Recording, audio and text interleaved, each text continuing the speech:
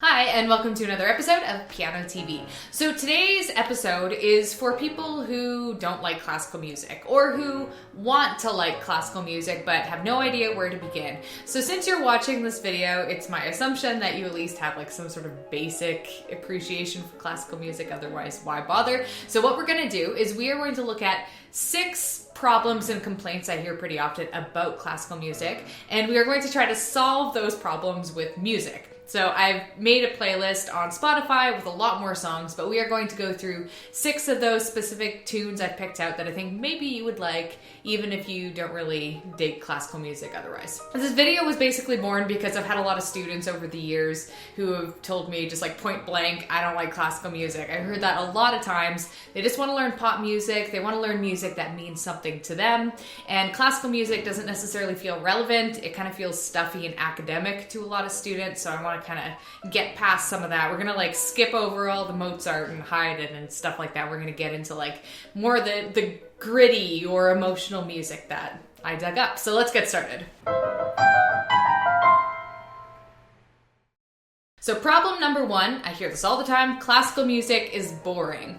Technically not true if you define boring as, lacking substance, because classical music is generally really complex, more complex than music we listen to, but that's not what you mean. You mean when you say that classical music is boring, that it doesn't catch your attention. It kind of sounds the same. There's nothing in it that like grabs you. There's nothing that hits you in the feels. You haven't heard a classical song that's like made you jam out. The solution is to listen to some non-complex, immediately catchy and attention-grabbing classical music. So if you think about it, classical music we're using as a broad term that encompasses like 400 years of music. There has to be something in there that you could jam out to, that could be catchy, that could grab you. So first of all, we gotta like do some mind opening here. So the song I picked out for you today might be one that you've heard before. It's not super famous. It is the 3rd movement of Beethoven's Moonlight Sonata. Now, all of us know the 1st movement, right? It's that really slow, melancholic, droning song, but not a lot of people know the 3rd movement, which is like really fast, engaging. It's not too long. There's a lot of repetition, so you can get it stuck in your head, and it's just like overall really awesome tune. So let's listen to that one first.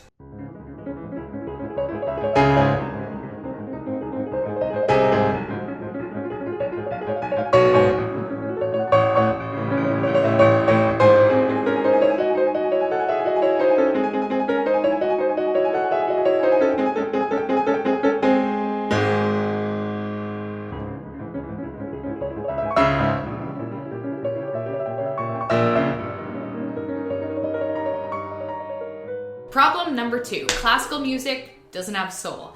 So when we jam out to a Jimi Hendrix guitar solo, or we're like listening to Taylor Swift have her boy troubles, we get it. We can instantly connect to it. It's not like we have to spend any effort trying to get it, because the music speaks directly to us. And part of the way it does that is by keeping things pretty simple. Pop music is generally pretty basic, and by using lyrics, which obviously instrumental music doesn't have. So a common complaint of classical music is that it doesn't have the emotional connection with the listener that pop music has. It doesn't have the immediacy. You have to work for it. You don't just, get to listen to it and like immediately latch onto it. One way I like to think of this is that we tend to connect most with music of our time.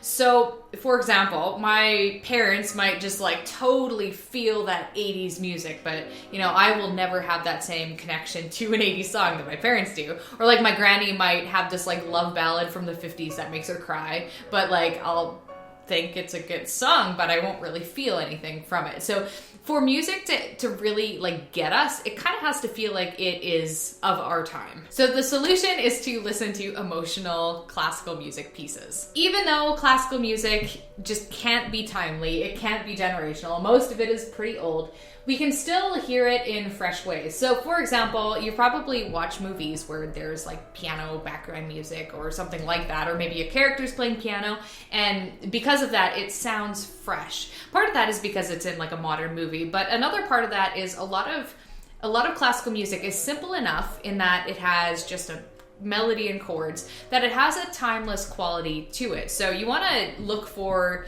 emotional, timeless style pieces. So the one I'm going to show you that I think exemplifies that is by Edward Grieg, and it's one of his lyric pieces, Opus 47. It's the third one. It's called Melody. It's very sad. It's really good. And just in general, you should listen to Grieg's lyric pieces if you're looking for something to get into, because they're short, they're accessible, they have like catchy titles. They're good.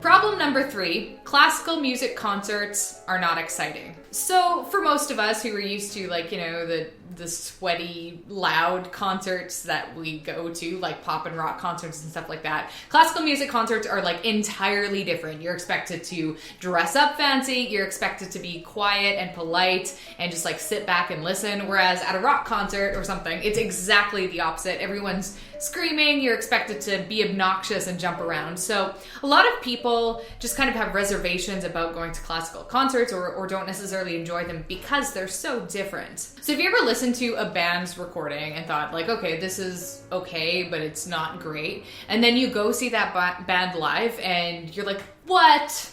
And then they're your favorite band because your mind was blown? That is the power of live music, and most of us have experienced this. So if you never see classical music live, you're not giving yourself the opportunity to fall in love with it in the same way. I mean, some of my best life experiences have been at concerts. Like, it isn't just listening to music, it is a life experience. So the solution to that is to just understand that pop performances and classical performances are apples and oranges. They're completely different experiences, and if you expect one to be like the other, of course you're going to be disappointed. But if you keep an open mind about it, you kind of have an idea of what to expect, you can maybe find that you even enjoy the experience. I mean, I like going to concerts because you get to dress fancy, it's like you get to play dress up, and you get to like go on your own little mental journey, which can be really fun. So the music that I really want to show you, but I can't because of copyright, is a Shostakovich symphony. So this is his second movement from his 8th symphony. It is so metal. It gives me goosebumps. It makes me feel like I'm like hyperventilating. It is so good. It's so stressful. If you're into that. But I think Shostakovich is a good one for people who don't normally go to concerts to go to, because his music is a little bit more modern and it's like so gnarly a lot of the time, really politically driven too, so it's got a lot of angst. So the example I'm actually going to show you today is Ravel's String Quartet in F major. Now this one doesn't have like the same hair-raising quality about it, but string quartets are a little bit more approachable as a concert because they're smaller, they're a little more intimate, they're not like quite so hoity-toity. So I mean, you can go to a string quartet and try that out first. Plus it's a really cool song.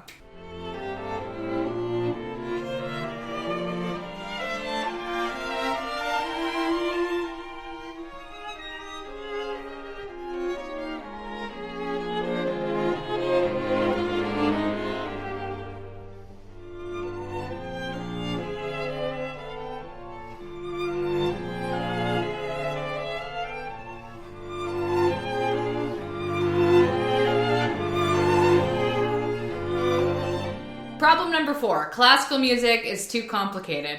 Okay, I get this one. When people tell me they listen to classical music to relax, I kind of like have to double take. I mean, unless you're listening to really mellow Debussy or something like that, for the most part, like I cannot imagine relaxing to, say, a Beethoven symphony. So yes, a lot of classical music is complicated. It's meant to be complicated. I mean, how often in pop music are you getting 15-minute songs with like multiple parts and like I'm not talking about Rush or Tool or anything like that, or like crazy metal music. Like, it's not that common. So because classical music is so complicated, it is so far removed from what we're used to listening to, which is generally a little bit more simple. So it can be hard to like because of that. So the solution is to listen to simpler classical music. I mean, that's a no-brainer, but it's actually kind of hard to find classical music that is simple because a lot of it isn't.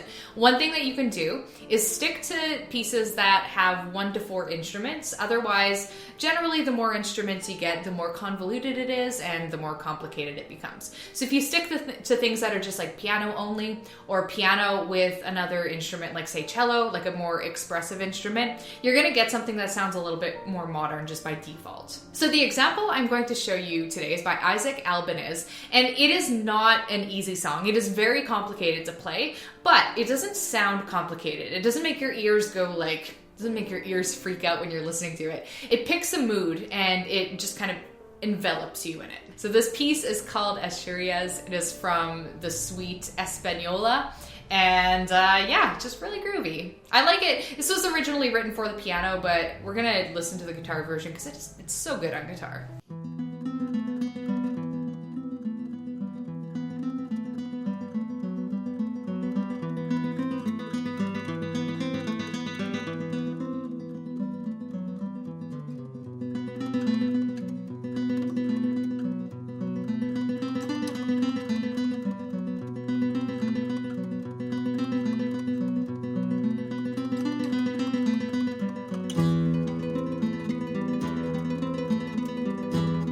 We've already touched on problem number 5, which is that classical music is too long, and that can be very true. The average sonata is like 20 minutes long. An average symphony can be 40 minutes long, so yep, that's true. Classical music can get really, really lengthy. Here's another no-brainer solution. Just listen to shorter pieces. Again, you have to seek them out though. So what I would say, avoid symphonies, avoid sonatas, string quartets, concertos, any of those big beasts that tend to be like 20 plus minutes long. So instead, seek out some of the shorter pieces. A good example would be a piece with a title like a prelude or a nocturne or those little one-off pieces. We are going to listen to a prelude. It is George Gershwin's Prelude Number 1. This is very short. It's usually about 1.5 minutes. And the version that I put on Spotify is a little different than the one I'm going to show you, but this is very fun. The thing I like about George Gershwin is that he has like this interesting hybrid jazz classical style that I find is super approachable if you're like a little bit into jazz.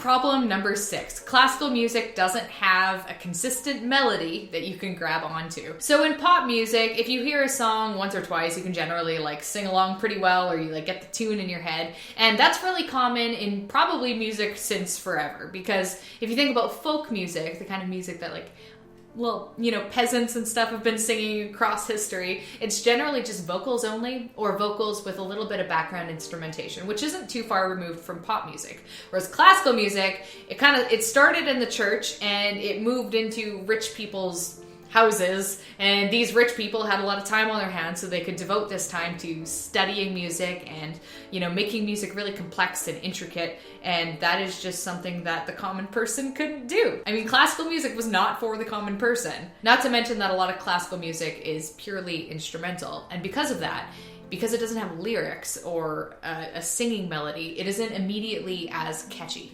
Sometimes it is, but not always. So my solution to that is to listen to some duos. So what I'm talking about here is something where you have like a background instrument, so a piano or something like it, and then a main melody instrument, like say a cello or a violin or something that takes the melody line. Because that is very similar to pop music. You have your background part and then you have your main part. And it's way more approachable than opera. Or you can just listen to music with one instrument, because a lot of one instrument pieces are a little bit more simple, and they often can have really, I'm thinking specifically piano music right now, they can have like really clear melodies over a bass line of chords. So I'm gonna put some examples on the playlist by Grieg and Liszt and Chopin, but the piece I wanna show you right now is by Debussy, and it's called Reverie. And to me, this is like a piece that feels like it could be on a movie. It's really ambient. It's a little bit sad, and it's got a really distinctive tune.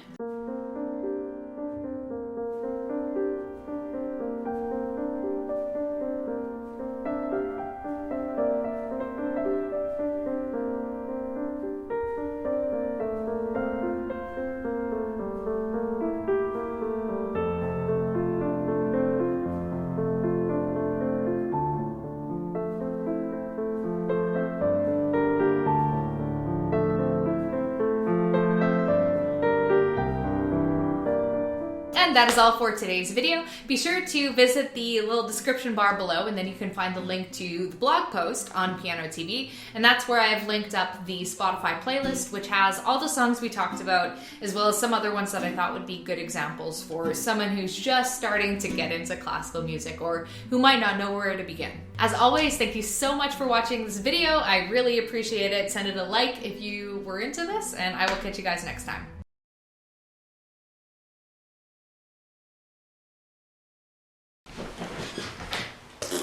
So this piece is called Asturias. It is from the...